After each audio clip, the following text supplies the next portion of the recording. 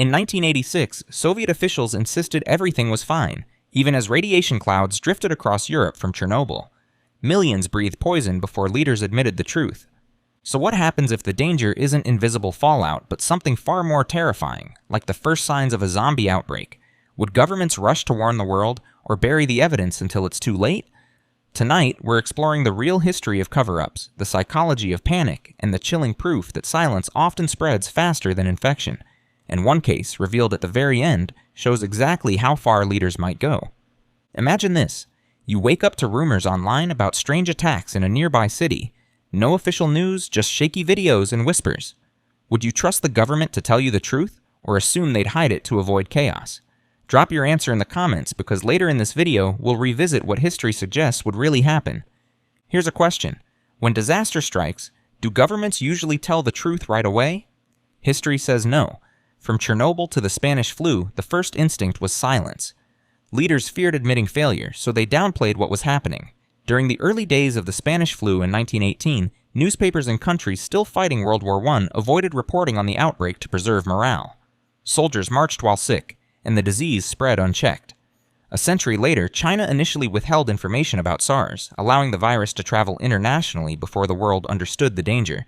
These aren't just old mistakes, they're patterns. The instinct to cover up is strong, even when it costs lives. And that's the chilling part. In a world where speed matters more than ever, hesitation could be deadly. Silence spreads faster than truth. Why cover up in the first place? Fear of panic. Leaders know humans don't always respond with calm logic. Picture a city where officials suddenly announce the dead may not stay dead. The result wouldn't be orderly queues for supplies. It would be looting, riots, mass flight. Economies could collapse in a single night. Even during the COVID-19 pandemic, we saw supermarket shelves stripped bare at the mere rumor of lockdowns. Now imagine the chaos if people believed neighbors might turn violent overnight. That's why governments believe controlling the message buys time. Sociologists call it panic avoidance, but it's really about preserving order at any cost. The paradox is brutal. Withholding information risks more deaths, but telling the truth risks mass collapse. It's a high-stakes gamble leaders have faced before, and almost always, they bet on silence. Every outbreak begins not with headlines, but with whispers. Local nurses noticing patients who don't respond to treatment. Families telling neighbors about a strange fever. Online chatter before the first press conference. In the SARS outbreak, the earliest warnings didn't come from Beijing officials. They came from doctors posting anonymously on the internet. In a zombie-style scenario, it might start with videos of unusual assaults or emergency rooms overwhelmed by bizarre injuries. Authorities often dismiss these early reports as rumors, buying themselves time to investigate. But history shows that delay costs dearly. By the time officials confirm, infections are already out of control. In today's hyper-connected world, whispers spread globally in hours, but without official confirmation, most people don't act. That's the tragic gap, when suspicion exists, but the truth is still locked away. Governments don't just withhold, they shape the story. In crises, the press often becomes a tool of control. During the early days of the Spanish flu, Allied nations censored coverage to protect wartime morale, which is why it became known as the Spanish flu. Spain was neutral and reported it openly, while others stayed silent. In authoritarian states, censorship is even stronger. Reports vanish, journalists disappear, and official narratives drown out inconvenient truths. In a zombie outbreak, the first casualties of government secrecy wouldn't be the infected. It would be the flow of information. News outlets might be ordered to call it isolated disturbances. Social media platforms could be pressured to remove misinformation. Yet silencing doesn't stop the story, it only forces it underground. The irony? Efforts to control information usually make rumors more believable. What's hidden feels more dangerous. In every major crisis, scientists become the loudest voices and the first targets. During the early spread of COVID-19, doctors who tried to raise alarms in Wuhan were silenced. In the Soviet Union's anthrax leak of 1979, independent scientists were forbidden to speak, while officials blamed bad meat. When experts contradict the government line, they're often labeled alarmists or even traitors. In a zombie outbreak, imagine the epidemiologist who dares to suggest human-to-human transmission. Their report might never reach the public, or worse, they might be forced to retract it. Leaders fear expert warnings because they trigger accountability, and accountability threatens power. Yet silencing experts doesn't stop reality, it just delays the inevitable. The hard truth, When experts are quiet, it's not always because the danger is small. Sometimes it's because the danger is too big to admit. Leaders love to believe in containment. They tell themselves the outbreak is localized, manageable, and temporary. It's just one hospital. It's only one village. But diseases and disasters rarely respect borders. In 2003, Chinese officials thought they could keep SARS contained in Guangdong province. Within weeks, it spread across continents. Governments cling to containment because it feels like control, but control is often an illusion. In a zombie scenario, the first bite might occur in a crowded urban center.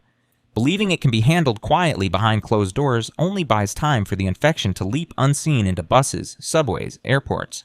The fantasy of containment comforts leaders while putting millions at risk. And here's the kicker. The longer they maintain the postal illusion, the more catastrophic the eventual reveal becomes.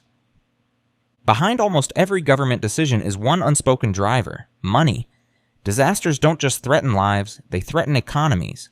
During COVID-19, entire industries collapsed overnight once lockdowns were announced. Tourism evaporated, airlines grounded fleets, markets plunged. That's why leaders hesitate. A delayed announcement buys time to stabilize markets, to prepare financial cushions, or to protect powerful industries. In a zombie outbreak, the stakes would be even higher. Imagine Wall Street learning that human-to-human infection is real. Within hours, markets would crash harder than in 2008. Supply chains would freeze, and panic withdrawals would cripple banks. Leaders know this. That's why silence can seem financially responsible, even as it costs lives. But here's the paradox. Hiding the truth doesn't prevent collapse. It amplifies it. When the dam breaks, the flood is worse. The SARS outbreak is a textbook example of why cover-ups kill. In late 2002, doctors in Guangdong province noticed a strange new illness. The Chinese government downplayed the severity, restricting information and punishing whistleblowers. Officially, it was under control. Unofficially, patients kept dying. By the time the world realized the truth, the virus had crossed borders: Hong Kong, Canada, Vietnam, becoming a global threat. Even then, accurate numbers were hidden out, fueling mistrust that lingers to this day. Epidemiologists now estimate that early transparency could have prevented much of the spread. The lesson is chilling. Secrecy isn't neutral. It actively accelerates disaster. Now transpose that onto a zombie outbreak. Initial isolated cases could quietly multiply until a tipping point is unavoidable, and when it's finally admitted, trust in leadership would already be broken. History shows that once deception is exposed, people stop listening, precisely when obedience is most critical. During World War I, information was as tightly guarded as ammunition. When the Spanish flu erupted, Allied nations censored reports to keep morale high. Soldiers were already dying in trenches. Leaders feared adding invisible fear to the visible carnage. Newspapers avoided the truth, framing deaths as pneumonia or seasonal illness. Spain, neutral in the war, had no reason to censor, so their open reporting made it seem like the epidemic started there, hence the misleading name, the Spanish flu. By the time the real scale was acknowledged, the virus had already spread worldwide, killing tens of millions. This censorship didn't just hide the outbreak, it amplified it. People trusted rumors more than officials, creating chaos that governments claimed they were trying to prevent. Translate that into a zombie scenario. Imagine world leaders suppressing reports of violent, unexplained deaths while citizens whisper about the walking sick. The flu showed that silence doesn't protect society, it only accelerates collapse. On April 26, 1986, the Chernobyl reactor exploded. Soviet officials immediately launched a campaign of denial. Residents near the plant were told everything was fine, even as radiation poisoned the air. May Day parades went ahead as usual, with children waving flags under invisible fallout. It wasn't until Swedish scientists detected massive radiation spikes that the world forced the Soviet Union to admit the truth. By then, untold thousands were exposed. Chernobyl remains a defining lesson in state secrecy.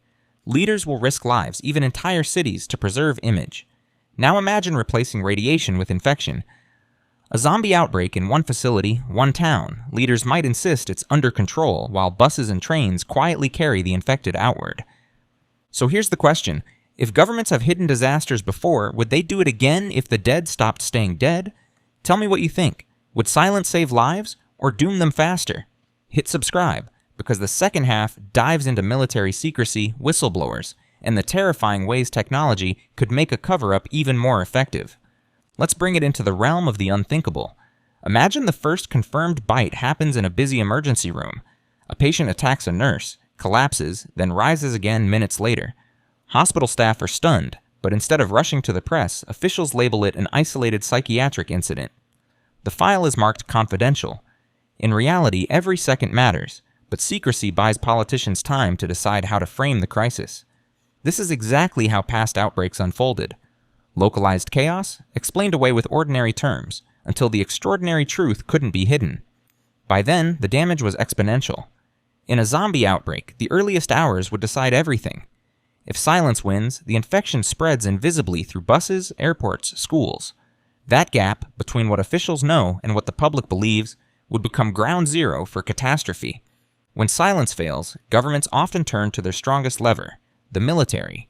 History shows that armies are used not only to contain threats, but to conceal them. During Chernobyl, soldiers were sent to clean radioactive debris while residents remained uninformed. During the Soviet anthrax leak of 1979, military secrecy delayed any admission for years. In a zombie outbreak, soldiers could be deployed to seal off neighborhoods, all under the cover of training exercises or riot control. To the public, it might look like civil unrest, not an epidemic. The danger here isn't just what the military hides, it's how its presence normalizes silence. Once armed forces appear, citizens tend to obey without question, believing order is being restored. But sometimes, order is just another mask for panic. In every crisis, someone breaks ranks. A doctor, a soldier, a lab technician, someone who sees the truth and can't stay quiet. Think of Li Wenliang, the Chinese doctor who first warned colleagues about COVID-19. He was reprimanded by authorities and later died from the very virus he tried to expose. Whistleblowers are the cracks in the wall of secrecy, and governments often work quickly to patch them. In a zombie outbreak, the first whistleblower might leak hospital footage, lab reports, or even smuggled corpses. Instead of sparking global action, they'd likely face censorship, legal threats, or worse.